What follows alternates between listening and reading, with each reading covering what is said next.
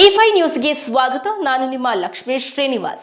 April 5ರಂದು ನಡೆಯಬೇಕಾಗಿದ್ದ Chikkaballapur ನಗರಸಭೆಯ 98 ವಾಣಿಜ್ಯ ಮಳಿಗೆಗಳ ಹರಾಜು ಪ್ರಕ್ರಿಯೆಯನ್ನ ಮುಂದೂಡಲಾಗಿದೆ. ಈ ಹರಾಜು ಪ್ರಕ್ರಿಯೆಯ ವಿಚಾರವಾಗಿ ಕಳೆದ 2 ದಿನಗಳಿಂದ ಹೈಡ್ರಾಮವೇ ನಡೀತಾ ಇದೆ. ಇದಕ್ಕೆ ತೆರೆ ಬಿದ್ದಿದ್ದು ಮನ್ಸೂರ್ ಅಲಿ ಅವರು ಹರಾಜು ಪ್ರಕ್ರಿಯೆಯನ್ನ ಮುಂದೂಡಿಕೆ ಮಾಡಿ ಪೌರಾಯುಕ್ತರು ಆದೇಶವನ್ನ ಹೊರಡಿಸಿದ್ದಾರೆ. ಹರಾಜು ಪ್ರಕ್ರಿಯೆ ಮುಂದೂಡುತ್ತಾರೆ ಎಂಬ ಸುಳಿವು ಗುರುವಾರವೇ ಹರಡಿತ್ತು. ಈ ಸಂಬಂಧ ಎಚ್ಚೆತ್ತ ದಲಿತ ಸಂಘಟನೆಗಳು ಮತ್ತು ಮುಖಂಡರು ಶುಕ್ರವಾರ ನಗರಸಭೆ ಆವರಣದಲ್ಲಿ ಹರಾಜು ಪ್ರಕ್ರಿಯೆ ನಡೆಸುವಂತೆ ಒತ್ತಾಯಿಸಿ ತಮಟೆ ಚಳುವಳಿ ಕೂಡ ನಡೆಸಿದರು. ಈ ವೇಳೆ ಮಾತನಾಡಿದ ದಸಂಸ ರಾಜ್ಯ ಮುಖಂಡ ಸಂದೇಶ್, ನಗರಸಭೆ ಆಯುಕ್ತರು ಪ್ರಭಾವಿಗಳ ಒತ್ತಡಕ್ಕೆ ಮಣಿಯಬಾರದು, ನಿಗದಿಪಡಿಸಿದ ದಿನಾಂಕ ಮತ್ತು ಸಮಯಕ್ಕೆ ಸರಿಯಾಗಿ ಹರಾಜು ಪ್ರಕ್ರಿಯೆ ನಡೆಸಬೇಕು ಎಂದು ನಗರಾಡಳಿತವನ್ನ ಒತ್ತಾಯಿಸಿದ ಘಟನೆಯು ಬರೋಬ್ಬರಿ 3 ದಶಕಗಳಿಂದ ಚಿಕ್ಕಬಳ್ಳಾಪುರ ನಗರಸಭೆಗೆ ಸೇರಿದ 99 ವಾಣಿಜ್ಯ ಮಳಿಗೆಗಳಿಗೆ ಹರಾಜು ಪ್ರಕ್ರಿಯೆ ನಡೆದಿಲ್ಲ. ಇದರಿಂದ ನಗರಸಭೆಗೆ ಕೋಟ್ಯಾಂತರ ರೂಪಾಯಿ ನಷ್ಟ ಉಂಟಾಗುತ್ತಿದೆ ಎಂದು ಮನಗಂಡ ಈಗಿನ ನಗರಾಡಳಿತವು 99 ವಾಣಿಜ್ಯ ಮಳಿಗೆಗಳನ್ನ ಸರ್ಕಾರಿ ನಿಯಮಾವಳಿಯಂತೆ ಹರಾಜು ಪ್ರಕ್ರಿಯೆ ನಡೆಸಲೇಬೇಕು ಅನ್ನೋ ತೀರ್ಮಾನಕ್ಕೆ ಬಂದು ಇದೇ ಏಪ್ರಿಲ್ 5ರಂದು ಬಹಿರಂಗ ಹರಾಜು ಮಾಡಲು ಪ್ರಕಟಣೆ ಹೊರಡಿಸಿ ಪ್ರಚಾರ ಸಹ ಮಾಡಿತ್ತು. ಯಾವಾಗ ಆಯುಕ್ತರು ಪ್ರಕಟಣೆ ಹೊರಡಿಸಿ ಹರಾಜಿಗೆ ಮುಂದಾದರೂ ಆಗ ರಾಜಕೀಯ ಕೆಸರೆರಚಾಟ ಶುರುವಾಗಿ ಪರ ವಿರೋಧಗಳು ವ್ಯಕ್ತವಾದವು. ಇದೇ ವಿಚಾರವಾಗಿ ಗುರುವಾರ ರಾತ್ರಿ ನಗರಸಭೆ ಅಧ್ಯಕ್ಷ ಗಜೇಂದ್ರ, ಉಪಾಧ್ಯಕ್ಷ ನಾಗರಾಜ್, ನಗರಸಭೆ ಸದಸ್ಯರು ಹಾಗೂ ಪೌರಾಯುಕ್ತ ಮನ್ಸೂರ್ ಅಲಿ ನಡುವೆ ವಾಗ್ವಾದವೇ ಉಂಟಾಗಿತ್ತು. ಹರಾಜು ಪ್ರಕ್ರಿಯೆ ಯಾವ ಕಾರಣಕ್ಕೂ ನಿಲ್ಲಬಾರದು, ನಿಗದಿತ ದಿನಾಂಕದಂದು ನಡೆಯಲೇಬೇಕು ಅಂತ ಪಟ್ಟು ಹಿಡಿದರು. ಆದರೆ ರಾಜಕೀಯ ಒತ್ತಡಗಳು ಹೆಚ್ಚಾಗಿದ್ದರಿಂದ ಪೌರಾಯುಕ್ತರು ಮನ್ಸೂರ್ ಅಲಿ ಕೊನೆಗೂ ಹರಾಜು ಪ್ರಕ್ರಿಯೆಯನ್ನ ಇದೇ ಏಪ್ರಿಲ್ 16ರಂದು ಮುಂದೂಡಿ ಆದೇಶ ಹೊರಡಿಸಿದ್ದಾರೆ. ಪ್ರತಿಭಟನೆಯಲ್ಲಿ ಸಮತಾ ಸೈನಿಕ ದಳದ ರಾಜ್ಯ ಕಾರ್ಯಾಧ್ಯಕ್ಷ ವೆಂಕಟರಮಣಪ್ಪ ಇತರರು ಇದ್ದರು.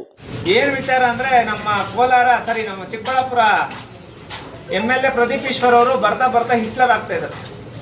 ಯಾವ ತರ ಆಗ್ತಾ ಇದೆ ಅಂದ್ರೆ ಎಲ್ಲ ಅಧಿಕಾರಿಗಳ ಮೇಲೆ ದೌರ್ಜನ್ಯ ಮಾಡುವಂಥದ್ದು, ಬೆದರಿಕೆಗಳು ಹಾಕುವಂಥದ್ದು, ಮತ್ತೆ ಅವರು ಈ ಇನ್ಸ್ಟಿಟ್ಯೂಟ್ ಅಲ್ಲಿ ಟೆಕ್ನಿಕಲ್ ಇನ್ಸ್ಟಿಟ್ಯೂಟ್ ಮತ್ತೆ ಅವರು ಇನ್ಸ್ಟಿಟ್ಯೂಟ್ಗಳಲ್ಲಿ ಈ ಊರ್ನ ಮಕ್ಕಳನ್ನ ಮತ್ತೆ ಸ್ಟೂಡೆಂಟ್ಸ್ನ ಯಾವ ತರ ಚಾರ್ಜ್ ಮಾಡ್ತಾರೋ ಆ ತರ ಇಲ್ಲಿರುವಂತ ಅಧಿಕಾರಿಗಳನ್ನ ಚಾರ್ಜ್ ಮಾಡುವಂಥದ್ದು.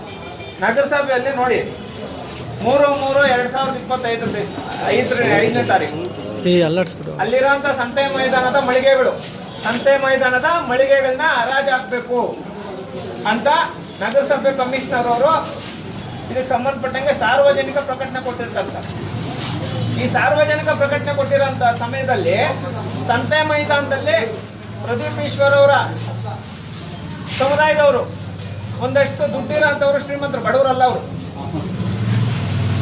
ಸಮುದಾಯದಲ್ಲಿ ಬಡವರು ಮಾಡ್ಕೊಂಡಿದ್ರು, ಅಷ್ಟೊಂದು ಇದೇನಿಲ್ಲ, ಅವರೇನು ಅಷ್ಟೊಂದು ಒತ್ತಾಯ ಮಾಡ್ತಾ ಇದ್ದಿಲ್ಲ. ಅಲ್ಲಿರೋಂಥ ಕೋಟ್ಯಾಧಿಪತಿಗಳು ಅಲ್ಲಿ ಲಕ್ಷ ದುಡ್ಕೊಂಡು ಅಂದ್ರೆ ದಲಿತರಿಗೆ ಬರ್ಬೇಕಾಗಿರುವಂತ ಜಾಗಗಳ ಹತ್ರ ಮೀಸಲಾತಿ ಸಂತೆ ಮೈದಾನ. ಇದರಲ್ಲಿ ಚಿಕ್ಕಬಳ್ಳಾಪುರ ಕ್ಷೇತ್ರದಲ್ಲಿ 70% ಓಟುಗಳು ದಲಿತರಾಗಿ ಇವ್ರನ್ನ ಗೆಲ್ಸಿರುವಂಥದ್ದು. ಆದ್ರೆ ಸಂತೆ ಮೈದಾನದಲ್ಲಿರುವಂತ ಅಂಗಡಿಗಳ ಮಳಿಗೆಗಳನ್ನ ಹರಾಜ್ಗಾಕ್ರಿ ಅಂದ್ರೆ ಕಮಿಷನರ್ ಅವರು ಡೈರೆಕ್ಷನ್ಸ್ ಮಾಡ್ತಾರೆ. ಯಾವುದೇ ಕಾರಣಕ್ಕೂ ಹರಾಜ್ ಹಾಕ್ಬೇಡ, ನಾನು MLA ಇರೋದಕ್ಕೆ ಅದೇಂಗ್ ಬಿಟ್ಬಿಡ್ತೀನಿ. ನಿಮ್ಮ ಅಪ್ಪಂದೇನ್ರಿ ಚಿಕ್ಕಬಳ್ಳಾಪುರ ದಲಿತರದು? ನಾವು 70% ಓಟ್ ಹಾಕಿರೋದಕ್ಕೆ ನೀವು ಗೆದ್ದಿರೋಂಥದ್ದು.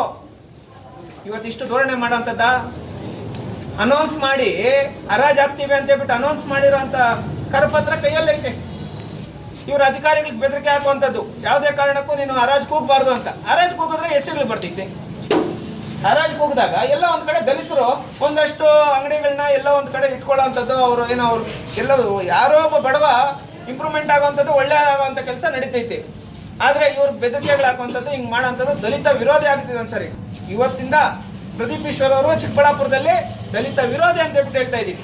ಅದಕ್ಕೆ ಕಾರಣ ನೋಡಿ, ಪೇಪರ್ ಇಟ್ಕೊಂಡು ಮಾತಾಡ್ತಾ ಇದ್ದೀವಿ ಸರ್. ನಗರಸಭೆ ಮುಂದೆ ಇವತ್ತು ಕೆಲವು ಇಲ್ಲ ನಮ್ಮ ದಲಿತ ಮುಖಂಡರು ಬಂದು ಈ ಹರಾಜು ಪ್ರಕ್ರಿಯೆ ಕುರಿತು ಮುಂದೋಗಿರೋದ್ರಿಂದ ಅವರು ಧರಣಿ ಮಾಡಕ್ ಬಂದಿದ್ರು.